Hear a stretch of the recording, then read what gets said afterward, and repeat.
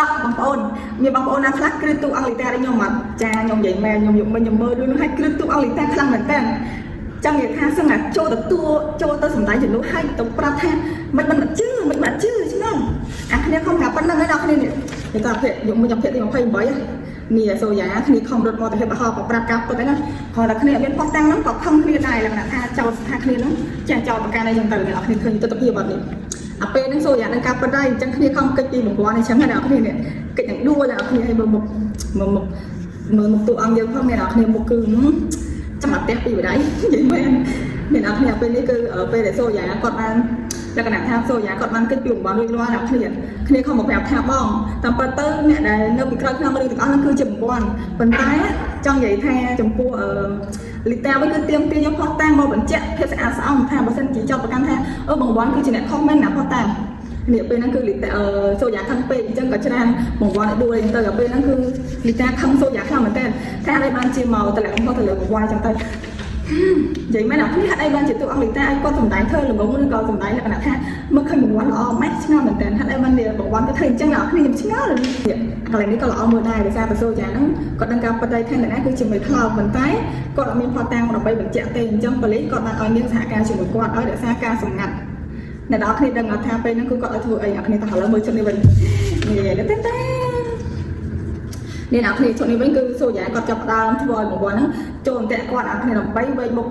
ជន់ដៃដល់អញ្ចឹងទៅពេលហ្នឹងគាត់បន្ថយអ្នកគ្នាបន្ថយយកគេទៅបន្ថយគាត់ដឹងថាចូលកន្លែងហ្នឹងគឺប្រវាយឯងប៉ុន្តែគាត់សំដែងធ្វើឲ្យសងធ្វើឲ្យបងវ៉ាន់ហ្នឹងលងនៅសំដែងដែលគាត់បបោលឬគាត់និយាយមកចឹងកន្លែងឈុតនេះអ្នកគ្នានេះឈុតនេះគឺសូយ៉ាបានមកប្រាប់បងលីតាថាខ្ញុំសុំទោសតែខ្ញុំនិយាយមិញហ្នឹងខ្ញុំបានគិតអញ្ចឹងខ្ញុំពិតជាដឹងកំហុសដែលខ្ញុំមានផុសតាំងខ្ញុំចែកចោលប្រកាន់បងវ៉ាន់អញ្ចឹងទៅពេលហ្នឹងអ្នកគ្នាបន្ទាប់ពីលីតាបាននិយាយជាមួយសូយ៉ាហើយអញ្ចឹងទៅក៏សូយ៉ាហ្នឹងក៏ប្រាប់ថាគាត់ប្រញាប់ទៅបេះស្អីគេក្នុងភូមិអ្នកគ្នាពេលហ្នឹងហើយជាបេះបន្លែអីក្នុងភូមិអញ្ចឹងទៅបន្ទាប់មកបងវ៉ាន់លឺអញ្ចឹងណាប្រញាប់ទៅតាមសូយ៉ាអ្នកគ្នាដើម្បីចាត់ការសូយ៉ាអ្នកគ្នាឃើញនេះមកគេផងចាបន្ទាប់មកនេះគឺចាប់ផ្ដើមចូលអន្ទាក់របស់សូយ៉ាអ្នកគ្នានិយាយមែនធ្លាប់តែឆ្លាតអ្នកគ្នាទៅពេលហ្នឹងគឺគេឆ្លាតចំពោះបងវ៉ាន់វិញហើយព្រោះពេលហ្នឹងគឺគាត់បានសហការជាមួយប៉ូលីសហើយពេលហ្នឹងសូយ៉ាកំពុងតែដើរទៅនឹងបងវ៉ាន់នៅក្រោយខ្នងអ្នកឃើញសូយ៉ាគឺមុខគេញញឹមខ្លាំងមែនតើបងប្អូនហើយអញ្ចឹងអ្នកទាំងអស់គ្នាអីពេលនេះអ្នកទាំងអស់គ្នាឃើញទស្សនវិជ្ជាបងវ៉ាន់អត់បងវ៉ាន់ពេលហ្នឹងគឺគាត់កំណត់ខ្លាំងហើយមែនតោះបងប្អូនអញ្ចឹងបងប្អូនអ្នកគ្នាត្រៀមទូរស័ព្ទឲ្យត្រៀមថ្មហើយ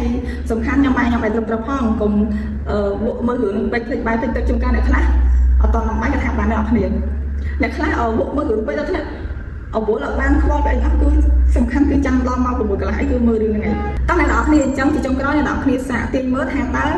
សូយ៉ាអាចចាត់ការបង្គាប់បានអត់ហើយតើនៅក្នុងភាគទី29គឺជាភាពបញ្ចប់ឬយ៉ាងណាខ្ញុំចង់ដឹងមែនទែនថាតើចុងក្រោយជាបង្គាប់នឹងទៅជាយ៉ាងណាហើយអ្នកណាដែលអាចជួយសូយ៉ាបានអញ្ចឹងអ្នកនរគ្នាហើយដូចជាដោះស្រាយរឿងទាំងអស់ចឹងទៅអញ្ចឹងអ្នកនរគ្នាកុំភ្លេចទស្សនារឿងទាំងអស់គ្នាតាមរយៈ Channel YouTube ផ្លូវការរបស់ Brand Team ឬក៏ Page ផ្លូវការរបស់ Brand Team ចឹងសម្រាប់ភាគទី29ខ្ញុំជឿថាអ្នកគ្នាប្រកាសជាបានមើលទៀតហើយតែបើអត់បានមើលមានចាំមើលសាយទៀតខ្ញុំទានិយាយតាមត្រង់អ្នកគ្នាឥឡូវខ្ញុំទាអារម្មណ៍របស់ព្រះប្រធានអត់ត្រូវទេព្រោះគាត់បានចាក់ឲ្យយើងមើលរាល់ថ្ងៃអ្នកគ្នាតោះឥឡូវវីដេអូនេះមានប៉ុណ្ណឹងអ្នកគ្នាបាយបាយ